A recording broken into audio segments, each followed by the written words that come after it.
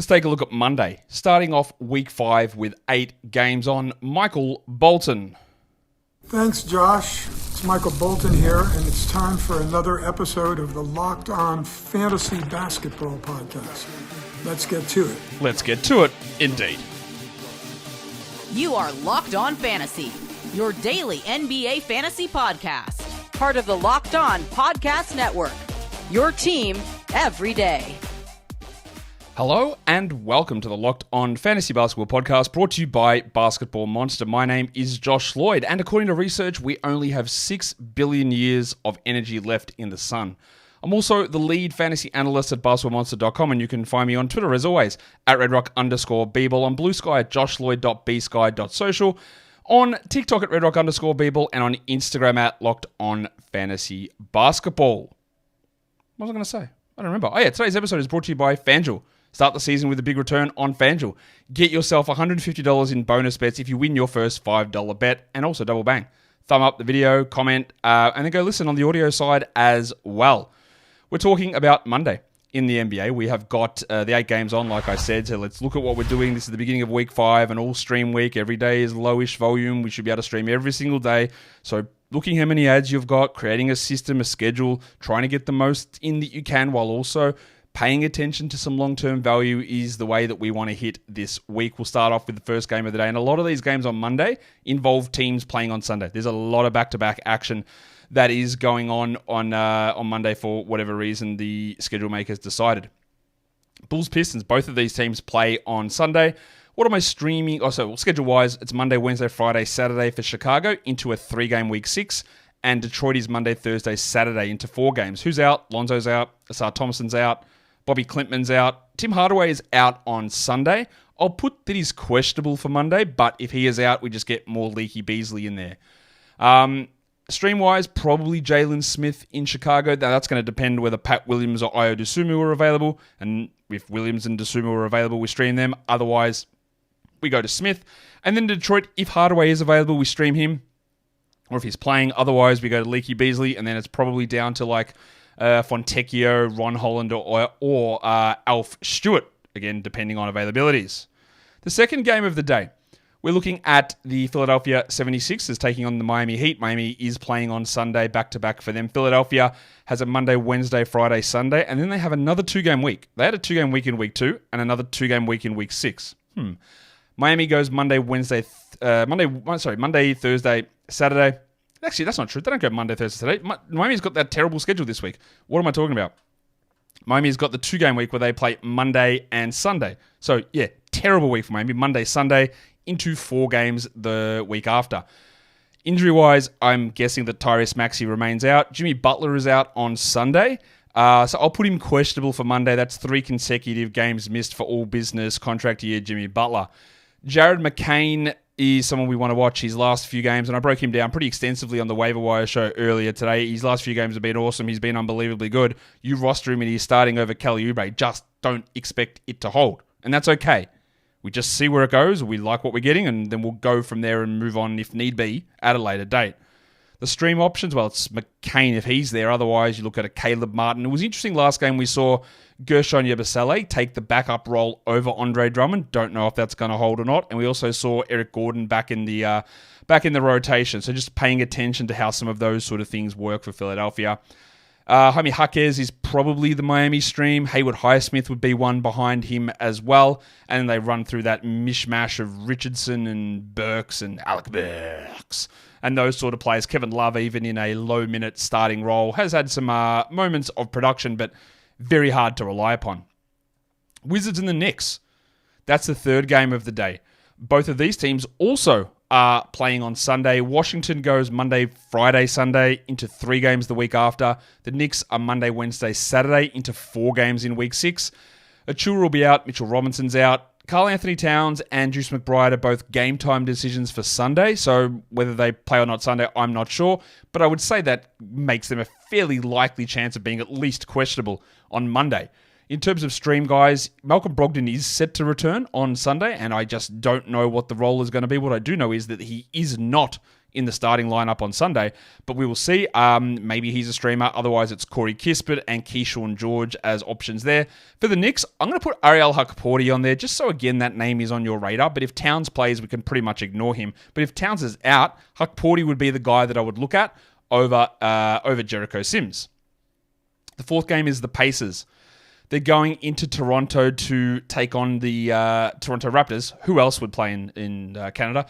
The schedule-wise, it's Monday, Wednesday, Friday, Sunday for Indiana into 4 games in Week 6, and Toronto is Monday, Thursday, Sunday into 4 games in Week 6. Nembhard and Neesmith will remain out for Indiana. Scotty Barnes, Emmanuel Quickley, Jacoby Walter, Bruce Brown, and Kelly Olynyk are out for Toronto. And then Bruno Fernando, lob threat legend. He has been chucked onto the injured report as well. He is out. What am I watching in Toronto? Well, Rowan Barrett. The field goal percentage stinks. Now, he is having to deal with a lot with no Quickley and no Barnes. So a lot of the responsibility, a lot of the flaming bags are chucked onto him. But I still just want him to get to the rim more and not be so bad from 3 and not settle for as many mid-ranges. I do think it'll improve, but my confidence is it's dropping. In terms of stream, guys, in Indiana, I do look at Jarris Walker. Obviously, Ben Matherin's been picked up, but Jarris Walker is the stream guy I'm interested in. And in Toronto, the replacement starting point guard is Davion Mitchell. I think you'll get Boucher and Mobo playing a little bit more with Bruno Fernando out to be Jakob Poeltl's backup. But Mitchell's probably the guy that I'm a little bit more interested in going with there. Got more games to talk about, but today's episode is brought to you by BetterHelp. It is the month of gratitude here in November, so it is time for you to give shout-outs. Give thanks to someone that maybe you don't do enough. You don't do enough for, you don't give enough recognition to. Like my partner is such a support for me in everything that I do, whether that's work or personal. I try to thank her as much as I can, but realistically, the work that she does to help, it's never going to receive enough gratitude. So like I am going out of my way to do that, and going to therapy is a way to be able to recognize the good and the positive things that people are able to do and help you. And that includes yourself as well, because sometimes we can get a little bit too down on ourselves, and finding a way to be able to see some more positive things, it changes your whole outlook on things. So if you are thinking of starting therapy, give BetterHelp a try. Head across to BetterHelp, fill out an online questionnaire, and they match you up with a therapist that can help you and be hopefully the best match for you. But if it isn't the right fit, well, you can change your therapist at any point at no additional charge. So let the gratitude flow with BetterHelp. Go to betterhelp.com/LockedOnNBA today to get 10% off your first month. That is BetterHelp, HELP.com/LockedOnNBA. Let's come through now and take a look at the rest of the games for Monday. In the NBA, we are 4 down. We've got 4 to go. The Houston Rockets taking on the Milwaukee Bucks. You'll be shocked to know this is another game involving a back-to-back. Houston's playing on Sunday, then playing on Monday as well. Houston has 4 games, Monday, Wednesday, Friday, Saturday, into 3 games in Week 6, while Milwaukee is Monday, Wednesday, Friday, Saturday as well, but they go into 2 games in Week 6. Steven Adams is out on Sunday, so I've put the old PQ there, which is on the probable side of questionable, because he just seems to be sitting every second game. So if he's out Sunday, I think he'll play Monday. Amen Thompson is still questionable for Sunday, so I'll put him questionable for Monday. While Chris Middleton, of course, he's still out. While Damian Lillard is, don't know where he's at with his concussion protocol. They said maybe he'd play Wednesday, which of course was always a lie, but there you go. That's what happens. So I'll put Lillard as questionable. Same with shoulder instability legend Ryan Rollins, who told us that he was fine and going to play Wednesday as well, and here we are. 5 days later, we're still nothing. So they're both questionable at this point. What am I watching for on the Bucks? It's Bobby Portis, who continues. Actually, why am I watching Bobby Portis? Because I know what's going to happen. He's going to have the occasional big game with scoring and rebounds, and then he's going to go back and have 11-5 in a game where he plays 22 minutes as a reserve and does absolutely nothing. He's completely washed. He's not good anymore, but he will have the occasional pop-off game. And for some of us in fantasy, that will work. And for others, it won't. And he's really frustrating like that.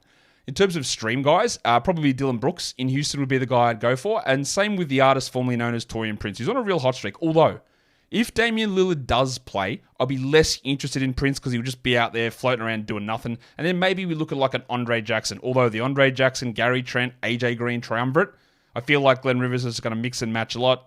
Jackson's got the steals upside. Trent's got threes, and so does AJ Green if that's the direction you want to head. The Orlando Magic against the Phoenix Suns. The Suns, they're on a back-to-back. They're actually playing as I'm recording this right now. Orlando is not on a back-to-back, and schedule-wise, it's Monday, Wednesday, Thursday, Saturday for Orlando, into 4 games in week 6, while Phoenix has this insane schedule where they play Monday, they play Wednesday, and they just pack it up for the rest of the week, and then they have 3 games the following week. So that is from Thursday onwards for Phoenix, 3 games over 11 days. Wow, that's horrendous. Holy crap. Paulo Banchero is out. Wendell Carter's been upgraded to doubtful, so he's not going to play on Monday, but Wednesday or Thursday. I would think Thursday is a pretty reasonable return date for Wendell Carter. Kevin Durant is out, and Bradley Beal is out Sunday. He's also out Monday with this calf issue that they said was a kick in the calf and was nothing, and now it's a strain. So who knows? Lying is paramount. And with Beal out, they went with a wild lineup on Sunday. Don't know what they're going to do moving forward, but we'll talk about that in a sec. For the Magic, we saw big minutes, 2 games in a row, Jonathan Isaac. And if he's getting 20 minutes a night, well, it's very hard to ignore Jonathan Isaac for category leagues. I think he's worth grabbing until the minutes drop off or he falls down. Simple. In terms of streaming, the Suns started Mason Plumlee next to Yusuf Nurkic. Now, I don't really understand it, but they did. Was it a one-game thing to face off against the Twin Towers of Julius Randle and Rudy Gobert? Or was it just something they're going to do? So Plumlee maybe is a stream, or he might play 10 minutes and Osei Ighodaro plays more. Budenholzer has been relatively flexible how he's using these lineups, so you could throw Ryan Dunn in there, Royce O'Neal in there, and Grayson Allen as stream guys. You just sort of want to pay attention to how it goes on Sunday, which we'll talk about in the recap show later on today, but also any comments from Bud after the game. The next game is the Hawks and the Kings. Atlanta is playing on Sunday, so they come into this one on a back-to-back. They go Monday, Wednesday, Friday this week into 4 games in week 6, and Sacramento's Monday, Friday, Sunday into 4 games as well. Bogdanovic is out, but he's returning this week. He's worth grabbing. Kobe Buffkin is out, not worth grabbing. Vic Krejci is out. And DeAndre Hunter he's out on Sunday, so I think that he'll play on Monday in some limited minutes. Devin Carter and Malik Monk remain out for Sacramento, while both Domantas Sabonis and DeMar DeRozan sat out the game on Saturday. Yeah, Saturday. DeRozan sat the one before that. I don't know if they're going to be available. They both have back issues, and if they are out, then Kevin Huerter, what's his name? Trey Lyles gets a boost there. Theoretically, Keon Ellis, although he played 10 minutes last game, and he appears to be back in Michael Brown's doghouse. What are we watching for on the Kings? De'Aaron Fox has gone absolutely crazy the last 2 games. What did he score? Almost 120 points in those 2 games with insane shooting. He's done the thing where you're able to turn unbelievable usage with unbelievable shooting into some of the biggest games you'll ever see. Now, I won't say that's a sell high because surely no one's dumb enough to fall for it, but we just watch to see what Fox does if those guys return. Or also, what happens if he just doesn't have a good shooting night? Like, how bad could it actually be on a game where usage is going to be like 45% apparently? In terms of stream guys, Larry Nance, but I have very little confidence in that. His role seems to go back and forward, and Quinn Snyder doesn't really seem 100% settled on that. And then maybe Keon Ellis, maybe Trey Lyles. Like, if Sabonis is out, I would definitely put Lyles above Ellis. But I just don't know what Brown is going to do with Keon and his playing time, because it is, as we said, just seemingly like chucked out there on a whim at any point. The next game is the Golden State Warriors and the LA Clippers. The Clippers are on a back-to-back in this game. Warriors play Monday, Wednesday, Friday, Saturday, and they go into 3 games in week 6, whereas the Clippers are Monday, Wednesday, Friday, Sunday into 4 games.